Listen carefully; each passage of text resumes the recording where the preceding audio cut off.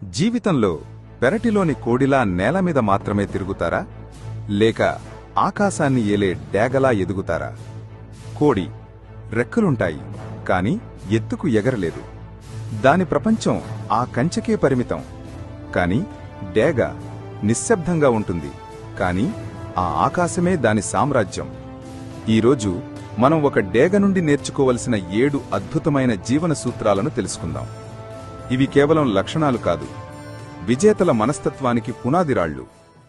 మొదటి సూత్రం: ఒంటరిగా ఎగరడం. డేగలు ఎప్పుడూ పిచ్చుకలు, కాకులతో కలిసి తిరగవు. అవి ఉన్నత శిఖరాలపై ఒంటరిగానే విహరిస్తాయి.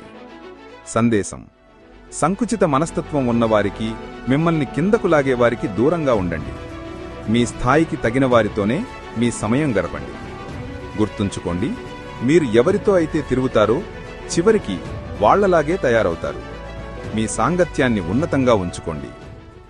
రెండవ సూత్రం: స్పష్టమైన దృష్టి.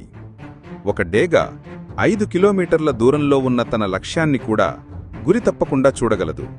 మధ్యలో ఎన్ని అడ్డంకులు ఉన్నా తన దృష్టిని లక్ష్యంపై నుండి మరల్చదు. సందేశం: మీ జీవితంలో ఒక స్పష్టమైన లక్ష్యాన్ని నిర్దేశించుకోండి. ఎన్ని కష్టాలు, సవాళ్లు ఎదురైనా మీ ఏకాగ్రతను కోల్పోకండి.